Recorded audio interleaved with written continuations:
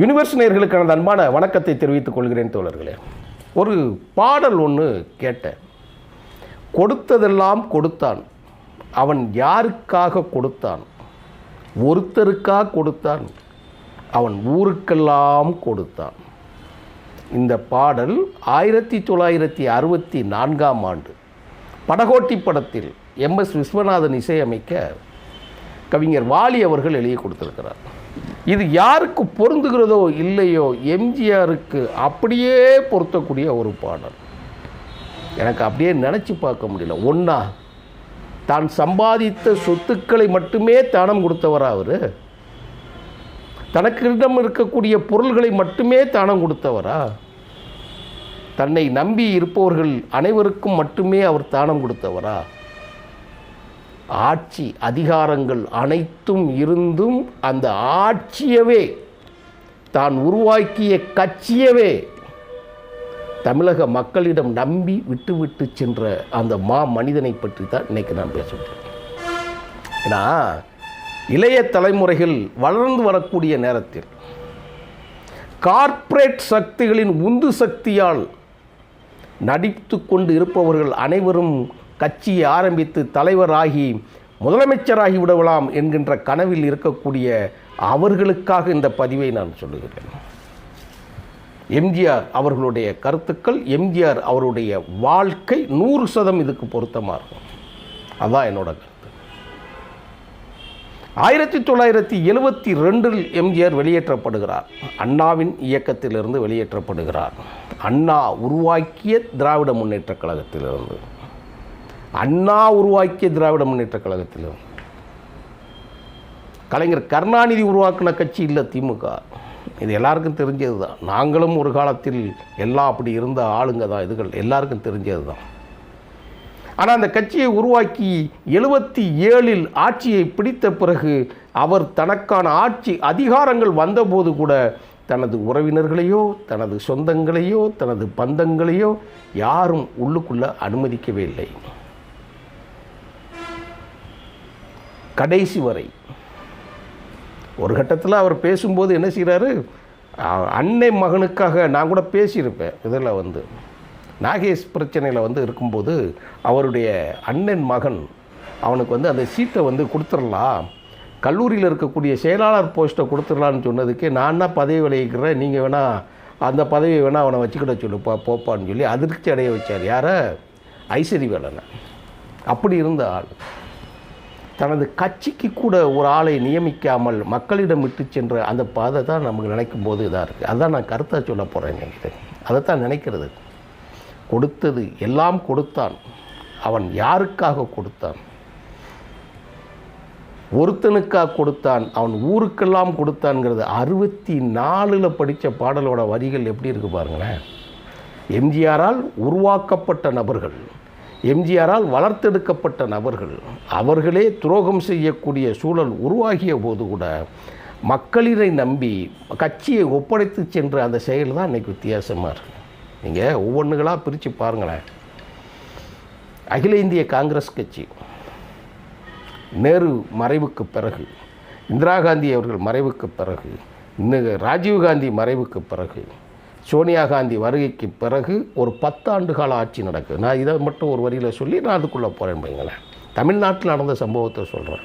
காங்கிரஸுக்கு அப்போது வாழப்பாடி ராமமூர்த்தி, திண்டிவனம் ராமமூர்த்தி, மூப்பனார் கருப்பையா மூப்பனார், GK வாசன், ஞானதேசிகன் பல கட்டங்களில் வந்துக்கிட்டு இருக்கு.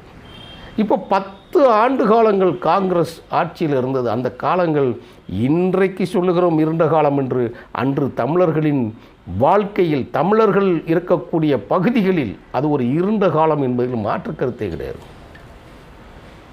அன்றைய அந்த கொடூரமான காங்கிரஸை அழிப்பதற்குத்தான் இந்தியா முழுவதும் வாக்களித்தார்கள் பிஜேபிக்கு. இன்றைக்கி அதோட நிலைமை வேறு மாதிரி இருக்குது. அதனால் இதை விட அது பெஸ்ட்டுன்னு நம்ம நினைக்கவே முடியாது. அப்படி ஒரு சூழல் தமிழர்களுக்கு அனைத்து விதத்திலும் எதிராக இருந்தவர். எப்படி இருந்தாங்க தெரியுமா? காமராஜர் வாங்கிய சொத்தை, கட்சிக்கு வாங்கிய சொத்தை, கட்சி நிர்வாகங்கள் கைப்பற்றி வைத்திருந்த சொத்துக்களை, காப்பாற்றி வைத்திருந்த சொத்துக்களை அவங்க இந்தியா முழுவதும் இருக்கக்கூடிய சொத்துக்களை நேரடியாக ஒரு இடத்துக்கு கொண்டு போயிட்டாங்க. அதுக்கு என்ன பயன்படுத்தினாங்கன்னு கேட்டிங்கன்னா அதுக்கு தான் வாசன் பிரச்சனை. அதனால தான் அவர் வெளியில் வர்றதுக்கு அது ஒரு காரணம் என்று கட்டுரைகள் வெளியாகி இருந்தது. அதை யாரும் மறுக்க முடியாது. இன்றைக்கி காங்கிரஸ் தோழர்கள்லாம் யாராவது பார்த்தீங்கன்னா இதை தப்பாக நினைக்கக்கூடாது. நான் சொல்கிறது உண்மையை சொல்கிறேன், வரலாறு சொல்கிறேன், நீங்கள் பகுத்து பார்த்துக்கோங்க. அப்போது ஞானதேசியம் கொடுக்கக்கூடிய ஒரு ஆளை போட்டு யாரை கொண்டு வராரு? வாசன் இதுக்கு ஏற்றுக்கலன்னு சொன்ன உடனே அடுத்தது வந்து ஈவிகே இளங்கோவனை கொண்டு வந்துட்டு காரியங்கள் பண்ண உடனே என்ன செஞ்சாங்க தெரியுமா? தமிழ்நாட்டில் இருக்கக்கூடிய காங்கிரஸ் கட்சிக்கு உண்டான ஒட்டுமொத்த சொத்துக்களை எல்லாம் கணக்கெடுத்தாங்க. தமிழ்நாடு காங்கிரஸ் கமிட்டிக்கு என்று தனியாக இருக்கிறதை நீக்கிவிட்டு எல்லாம் டெல்லிக்கு கொண்டு போய் சேர்த்துட்டாங்க. காங்கிரஸ் முடிஞ்சு வச்சா. நீங்கள் இதை நினைச்சா தான் எம்ஜிஆரோட அந்த மகத்தான மனிதனோட அந்த எதையும் எதிர்பார்க்கற்ற அந்த வள்ளல் தன்மை புரியும். அதனால தான் நான் ஒப்புமை சொல்கிறேன். நான் யோசிச்சு பாருங்க. கம்யூனிஸ்ட் இயக்கம் உலகமெல்லாம் ஒரே ஒரு கொடியின் கீழ், உலகமெல்லாம் ஒரே ஒரு கொள்கையின் கீழ் இயங்கக்கூடிய கட்சிக்கு தமிழர்கள் கொடுக்கக்கூடிய பணம், தமிழ்நாட்டில் இருக்கக்கூடிய சொத்துக்கள் இங்கே யாருக்கும் சொந்தம் கிடையாது. ஒன்றிய கமிட்டிக்கு தான் சொந்தம். அவன் எவனா ஒரு இந்திக்காரனாக தான் இருப்பான். கம்யூனிஸ்ட் கொள்கைகள் பேசலாம். நம்ம வேணால் தமிழ் இனம், தமிழ் மொழி, தமிழர்கள் என்பது வெறி அப்படின்னு சொல்லலாம். வடக்க எவனும் அப்படி இருக்க மாட்டான். தமிழன் நானும் ஒன்றுன்னு அங்கே எவனும் சொல்ல மாட்டான். நம்மளைத்தான் சொல்ல வைப்பாங்க. தமிழர்களின் சொத்துக்கள், தமிழர்களின் நிலங்கள், தமிழர்களின் கட்டிடங்கள் இவையெல்லாம் யாருக்கு இருக்குன்னா பொலிட்பிரோ டெல்லியில் இருக்கக்கூடிய ஏதோ ஒரு மொழி பேசுகிறவன் ஒருத்தன்கிட்ட தான் இருக்கும். அது கேட்டால் அது எல்லாருக்கும் சொந்தமாக, அதில் எனக்கு உடன்பாடு அல்ல. பேர் வேணா இருக்கும், தமிழ்நாடு மார்க்சிஸ்ட் கம்யூனிஸ்ட் கட்சி, இந்தியாவில் இருக்கக்கூடிய இந்திய கம்யூனிஸ்ட் கட்சி, அது தமிழ்நாட்டில் இருக்கலாம். ஆனால் எல்லாம் அங்கே தான் இருக்கும். இப்போ நீங்கள் எம்ஜிஆர் நினச்சி பாருங்கள், உங்களுக்கு தெரியும். அதுகள்லாம் திராவிட முன்னேற்றக் கழகம், பேரறிஞர் அண்ணா உருவாக்கிய கட்சிக்கு அன்பகம் என்கின்ற ஒரு சொத்து மட்டும்தான் தலைமை கழகமாக இருந்தது. அது வரைக்கும் அவருக்கு சொந்த வண்டியோ பெரிய வீடு இதுகளோ இல்லை. அண்ணா அவர்கள் வைத்திருந்த அந்த வீட்டில் கூட எனக்கு இவ்வளோ பயன்பாடு இல்லை, கீழ்த்தளத்தில் இருக்க வாடகையை விட்டு அந்த காசை வாங்கி பழச்சிக்கிட்டு இருந்தார். கொடுத்ததில்லை அவருக்கு அப்படி கிடையாது.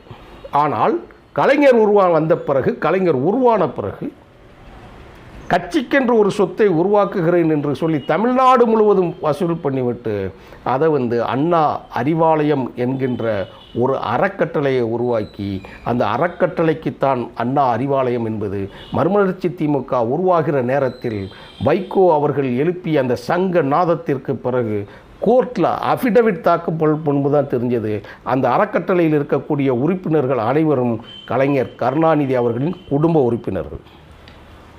கலைஞரோட சொத்து அது அண்ணா அறிவாலயம். முரசொலி கட்டிடம் உறுப்பினர் கட்சிக்கு சொந்தமானது அல்ல, திமுகவுக்கு சொந்தமானதல்ல, திமுக தலைவருக்கு சொந்தமானதல்ல, திராவிட முன்னேற்றக் கழகத்தின் பொதுச் செயலாளருக்கு சொந்தமானதல்ல, கலைஞரின் அறக்கட்டளைக்கு சொந்தமானது. அது பல பேர்களில் இருக்கலாம், ஆனால் உறுப்பினர்கள் அந்த குடும்பத்தில் தான் இருப்பாங்க. இப்போ நீங்கள் எம்ஜிஆர் நினச்சி பாருங்கள், நான் சொல்கிறது புரியும். கோடான கோடி பணத்தை அள்ளி அள்ளி கொடுத்தது, ஆட்சி அதிகாரங்கள் தோல்வியை பார்க்காத ஒரு மனிதன் நடிப்புத் துறையிலும் ஆட்சித்துறையிலும் அதிகாரத்திலும் வைத்திருந்த போது கூட தனது உறவுக்கோ தனது சொந்தத்துக்கோ கொடுக்காத அந்த மகத்தான சக்தியை தெரியும். யாருக்கெல்லாம் கொடுத்தான்? ஊருக்கெல்லாம் கொடுத்தான், கட்சியவே கொடுத்தான். அந்த பெருந்தன்மை வியப்பாக இருக்கும். இன்றைக்கி பாட்டாளி மக்கள் கட்சியில் என்ன பிரச்சனை? அப்பா மகன் நேற்று நீக்கிட்டார் மகனை. அப்படியே நான் அப்படியே மிரண்ட காட்சி ஒன்று உண்டு. டாக்டர் ராமதாஸ் ஜட்டியோடு நீச்சல் குளத்தில் இறங்கிட்டார். பார்த்தோம்ல நம்ம. எதுக்காக? சொத்து பிரச்சனை வெளிப்படையாக வந்துருச்சு. இன்னைக்கு கட்சியை விட்டு நீக்கிட்டார் நேற்று.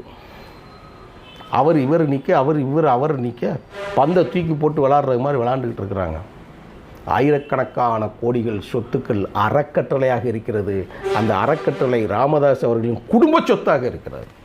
கட்சி ஆரம்பிச்சு 2 ரூபா டிராக்டர், 1 ரூபா டிராக்டர், 5 ரூபா டிராக்டர். எங்கேருந்தியா வந்துச்சு? இப்போ நீங்கள் எம்ஜிஆர் நினச்சி பாருங்கள், நடிக்கும் போதே கோடான கோடி சம்பளம் வாங்கியவர், உச்சத்தில் இருந்தவர். இப்போ புதுசாக கட்சி ஆரம்பிச்சிருக்காரு. அவங்க பாருங்கள், இப்போ சனிக்கிழமை பிரச்சாரம், வாரத்துக்கு ஒரு நாள் சாயங்காலம் பிரச்சாரத்துக்கு வராங்க. யோசிச்சு பாருங்கள், ஒரு நாள் மட்டும்தான், அவ்வளோதான், அதுக்கு மேலே கிடையாது. அப்போ வள்ளல் தன்மை என்பதும் கொடுத்து உதவுவதில் அதை இன்புறுவது இருக்கு இல்லையா, அதை மகிழ்ந்து இருப்பதுங்கிறது கொடுத்து அதை அனுபவிக்கும் போது தான் தெரியும். அப்படி ஒரு வள்ளல் தன்மைக்கு உண்டானவர் தான். அதான் பேசிக்கிட்டே இருக்கும். அதுதான் தோழர்கள் நீங்கள் ஆதரிக்கிறீர்கள். அந்த செய்தியை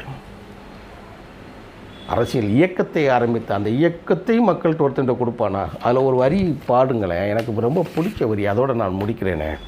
கிடைத்தவர்கள் பிரித்து கொண்டனர், உழைத்தவர்கள் தெருவில் நின்றனர், பலர் வாட வாட சிலர் வாழ வாழ ஒருபோதும் தெய்வம் பொறுப்பதில்லை. எம்ஜிஆர் படத்தோட பாடல். அப்படியே அவருக்குன்னே எழுதியிருக்கு பாருங்களேன்.